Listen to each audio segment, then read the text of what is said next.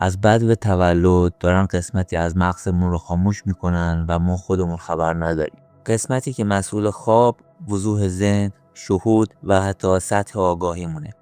اما با آب شهری، غذای فراوری شده، استرس دائمی و نور صفحه موبایل کامپیوتر آهسته آهسته داره آهکی میشه و ما فکر میکنیم این فقط خستگی طبیعیه. تا پایان این ویدیو بهت نشون میدم چطور بفهمی آیا این قسمت مسدوده، چی باعثش شده و دقیقاً چطوری میشه اینو دوباره فعال کرد. غده پینئال یک عضو کوچیکه به شکل دانه کاج که در مرکز مغزمون قرار گرفته. اما کارکردهای اون بسیار فراتر از بدن فیزیکیمونه. این جواهر مغزی از نظر علمی به خاطر تنظیم خواب از طریق تولید هورمون ملاتونین شناخته میشه. اما در کنار این نقش فیزیکی میراثی رازآلود عرفانی هم با خودش داره. به همین دلیلی که اغلب به اون میگن چشم سوم. حالا از کجا بفهمیم غده پینئال ما دچار کلسیفیکیشن یا همون آهکی شده؟ چه چیز باعث این اتفاق میشه؟ و مهمتر از همه چطور میتونیم اون رو برطرف کنیم؟ حالا که تا اینجا با ما هستی، حتما در مسیر بیداری قدم گذاشتی. همین که میخوای درباره عملکرد این غده بدونی، نشون میده سفر تو برای گشودن چشم حقیقی روحت آغاز شده. وقتی اهمیت این غده رو درک میکنی و یاد میگیری چطوری ازش استفاده کنی، در واقع اولین قدم‌های اساسی برای رسیدن به حداکثر ظرفیت خودتو برمی‌داری. حالا میخوام داستان پینوکیو رو به خاطرت بیارم. عروسک چوبی که آرزو داشت به یک پسر بچه واقعی تبدیل بشه. این افسانه کلاسیک ایتالیایی نوشته کارلو مسیر پر از چالش و ماجراجویی قهرمان داستان رو روایت میکنه. درسی درباره صداقت، مسئولیت پذیری و پیامدهای انتخابهای ما. بینی پینوکیو که هنگام دروغ گفتن رشد میکنه به نمادی جهانی از دروغ گفتن تبدیل شده. اما معنای داستان اون بسیار عمیق‌تر از ایناست.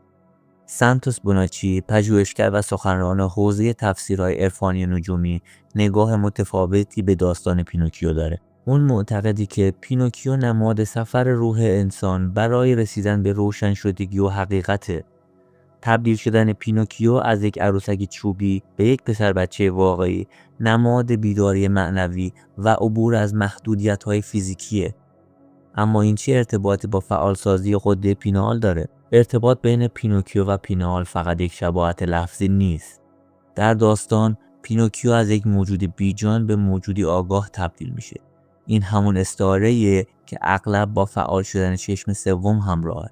سانتوس بوناچی میگه داستان پینوکیو میتونه نمادی از روند بیداری و رفع آهکی شدن غده پینئال باشه. بینی رشد کرده پینوکیو وقتی دروغ میگه نماد توهم‌هایی که دید درونی و معنوی ما رو تیره میکنه.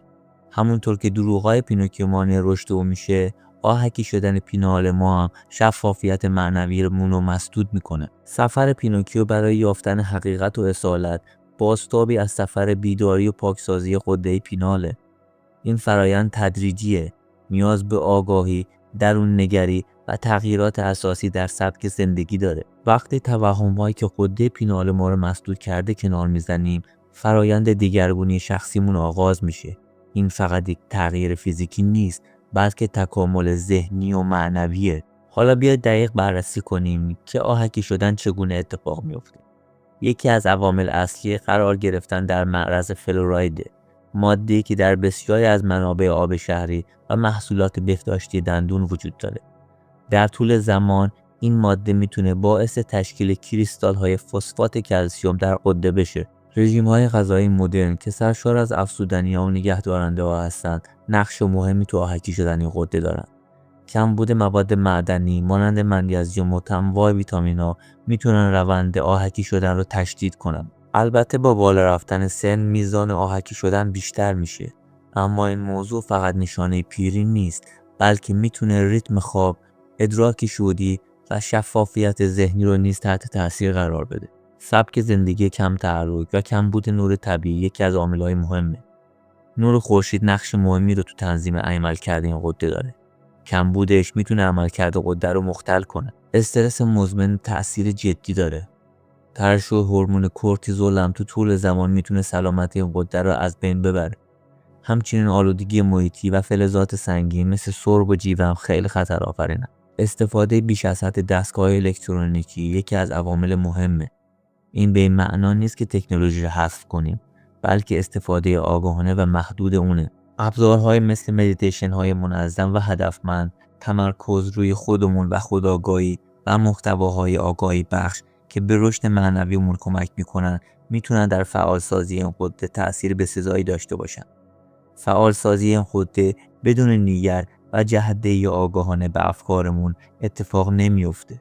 آهکی شدن این غده نه تنها خوابمون رو مختل میکنه، بلکه توانایی ما برای رسیدن به سطوح بالاتر آگاهی و موفقیت توی زندگیمون رو کم میکنه. پس مراقبت از این غده، مراقبت از سلامت جسم، ذهن و روحمونه. یکی از موثرترین راهکارها اصلاح رژیم غذاییمونه. مصرف میوه و سبزیجات تازه، کاهش غذاهای فرآوری شده و گوشت و دریافت مواد معدنی از جمله منیزیم و ویتامین K میتونه بسیار مفید باشه. همونطور که قبلا گفتم، مدیتیشن های منظم و یوگا به کاهش استرس و سطح سلامت این غده کمک میکنه. کاهش استفاده از وسایل الکترونیکی به ویژه قبل خواب خیلی اهمیت داره. بعضی شواهد نشون داده که صداها و فرکانس‌های خاص مثل کاسه‌های تبتی و مانتراها میتونن به فرایند فعالسازی این غده کمک کنن. این مسیر یه فرایند و یه سفر خودشناسی و رشده، دعوتی برای عبور از محدودیت‌ها و عادت‌ها و رسیدن به هماهنگی با حقیقت درونی خودمون. همونطور که پینوکیو در نهایت به یک پسر بچه واقعی تبدیل شد، ما هم میتونیم به نسخه اصیل‌تر و آگاه‌تر از خودمون تبدیل بشیم. اگه این ویدیو برات معنی داشت تو کامنت ها برام بنویس و ویدیوهای بعدیمون رو حتما دنبال کن.